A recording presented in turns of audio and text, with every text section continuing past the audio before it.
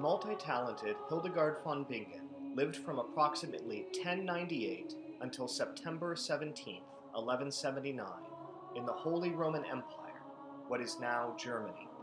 Apart from being the first recorded composer in the Western canon, she was also a writer, poet, theologian, visual artist, and botanist, along with having invented her own language, the lingua ignota, or the unknown language. Believed to be the youngest child in her family, Hildegard spoke of having visions from a young age.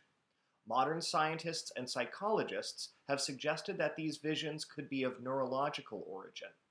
Hildegard believed these visions to be of divine origin, sent from God.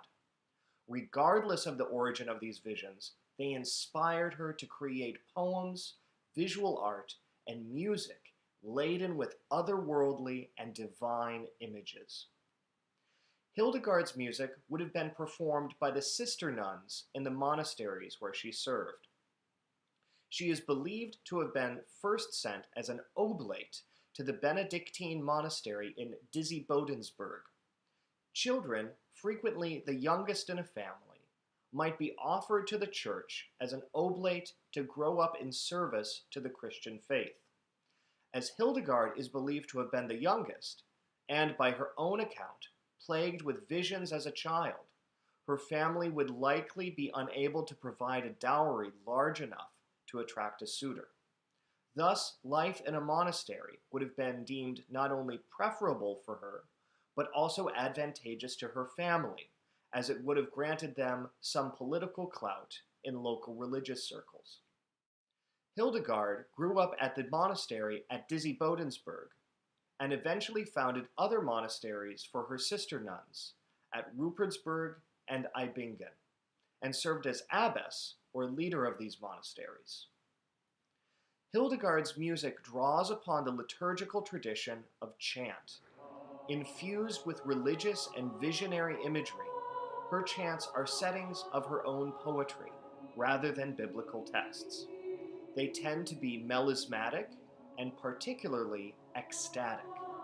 If one listens to a chant of Hildegard's and compares it with a chant like the Dies Irae sequence, one observes that Hildegard's music makes use of more frequent leaps and a wider register.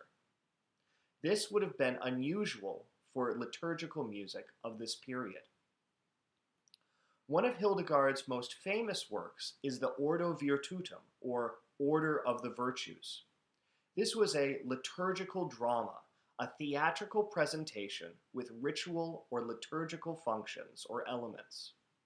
The structure of this drama was that of a morality play, and is one of the earliest examples of a drama of this type. That is, it is a play which demonstrates a clear delineation between right and wrong through its stage actions, and offers some moral guidance to the viewer. In this case, the singers of Ordo Virtutum represent the embodiment of different ideals. The cast includes the soul, the virtues, the chorus of prophets and patriarchs, the chorus of souls, and the devil, the only character who does not sing.